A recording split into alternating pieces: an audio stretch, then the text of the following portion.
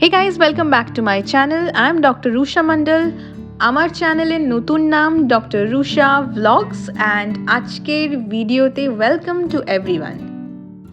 সিকিম সিরিজের নর্থ সিকিম সিরিজে স্পেসিফিক্যালি আপনারা যে ভিডিওগুলো দেখেছেন তার মধ্যে কিন্তু আমাদের গুরুদংমার লাচেন, লাচুং, গ্যাংটকের সাইট সিইং, গ্যাংটকের ফুড ট্যুর সব কিছু আগের সব ভিডিওতে দেখানো হয়ে গেছে। না দেখে থাকলে উপরের আই বাটনটা ক্লিক করবেন, প্রত্যেকটা ভিডিও পেয়ে যাবেন অ্যান্ড ডেফিনেটলি ডেসক্রিপশন বক্সেও পেয়ে যাবেন। ভিডিওগুলো কিন্তু চেক করতে ভুলবেন না।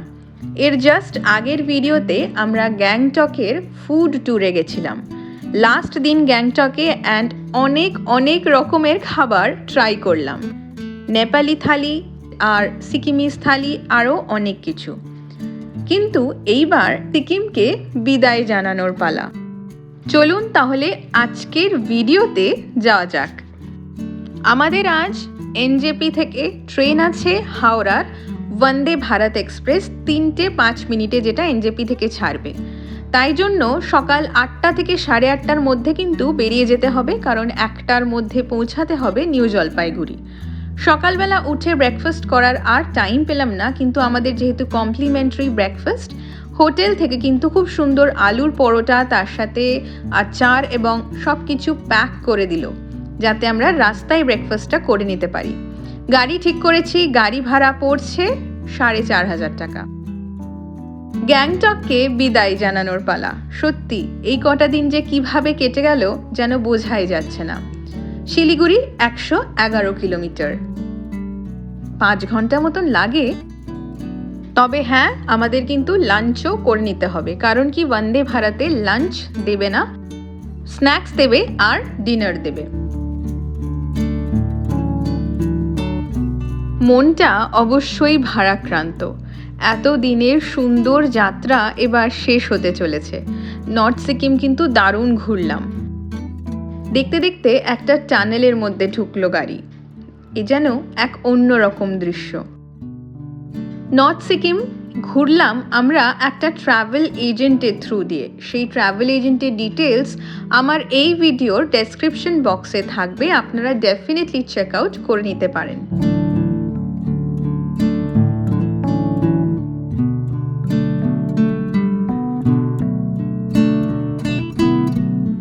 পাহাড়ের এই ছোট্ট ছোট্ট শহরগুলো কিন্তু বেশ লাগে দেখতে। দেখতে দেখতে কিন্তু অনেকটা রাস্তা চলে এসেছি, আর মাত্র 91 kilometre new Jalpaiguri. Siliguri 77, but আমরা যেহেতু এনজেপি যাব তাই জন্য এনজেপি কিন্তু 91 কিলোমিটার। এরপর চলে এলো ব্রিজ একটা, আর এই ব্রিজটা হচ্ছে সিকিমের শেষ ব্রিজ। আমরা এই ব্রিজ ক্রস করলেই ওয়েস্ট বেঙ্গলে ঢুকে যাচ্ছি।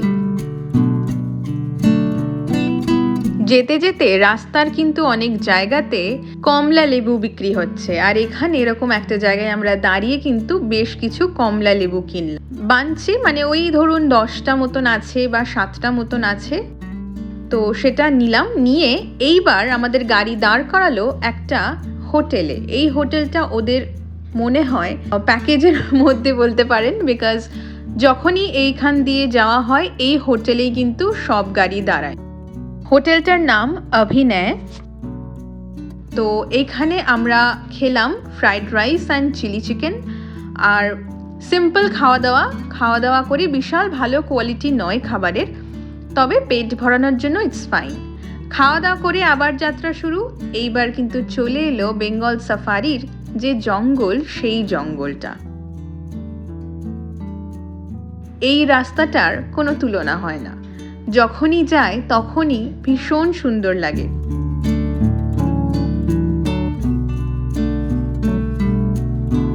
তাহলে উপভোগ করা যাক এই রাস্তাটাকে।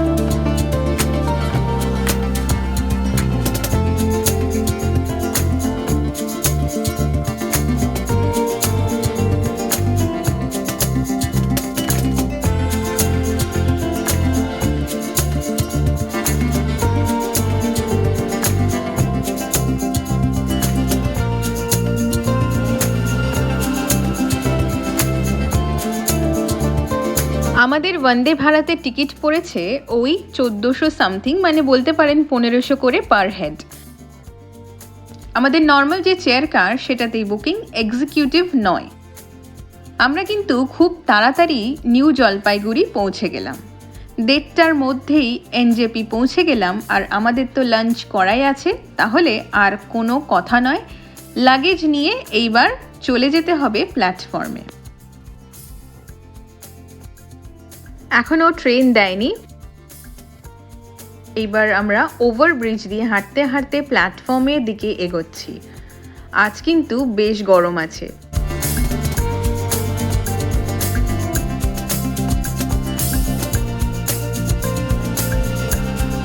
এসি ওয়েটিং রুমে যথারীতি কোনো জায়গা নেই, তো আমরা সেই জন্য আর গেলাম না সেদিকে।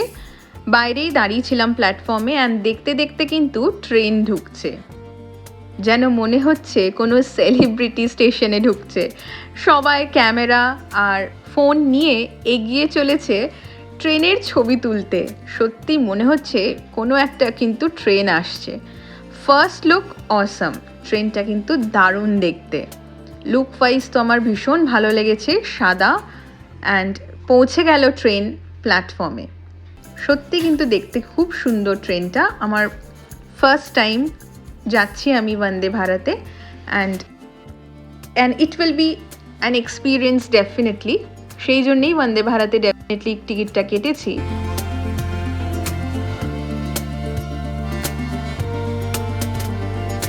সবাই দেখলাম ট্রেনের সামনে ছবি তুলতে শুরু করেছে। আমি বাদ যাই কেন, আমিও কিন্তু দাঁড়িয়ে পড়লাম ট্রেনের সামনে ছবি তুলতে। এই হচ্ছে ট্রেনের সামনের লুক। বন্দে ভারত এক্সপ্রেস লেখা আছে। Looks really good.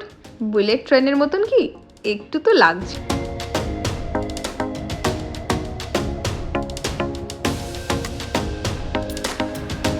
চলুন তাহলে ট্রেনের ভিতরে যাওয়া যাক।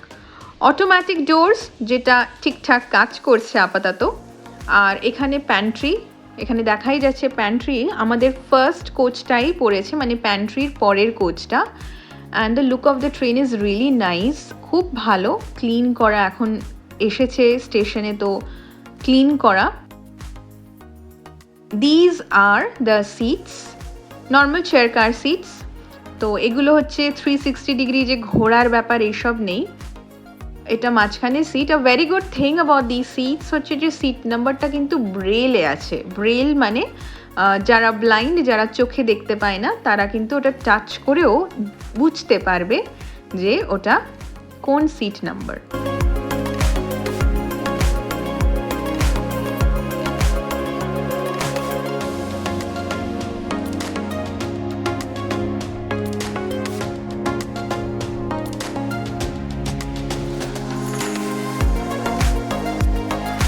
সিটগুলোর নিচে হচ্ছে চার্জিং পয়েন্ট, এরকমভাবে।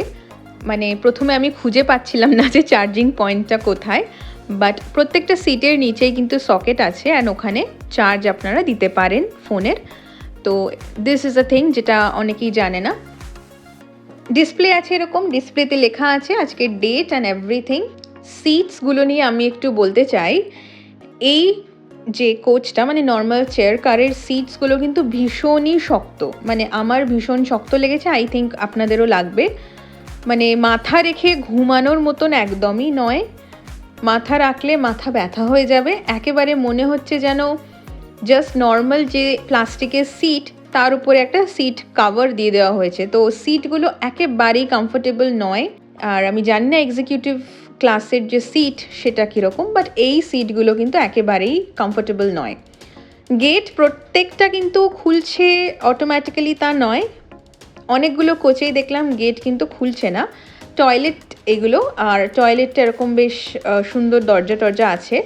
এখনও অবধি ক্লিন, বাট আমি মিড ট্রেনে গেছিলাম টয়লেটে, অ্যান্ড জানি ওটা যাত্রীদের অবশ্যই রেসপন্সিবিলিটি যে টয়লেটটাকে ক্লিন রাখার, but the toilet was not clean. Mainly actually toilet clean ছিল না, মানে জল ছিল নিচে একেবারে ফ্লোরে ভর্তি জল, অ্যান্ড সেই জলটা কিন্তু খুবই প্রবলেমেটিক, বিকজ জুতো ভিজে যাওয়ার মতন অবস্থা।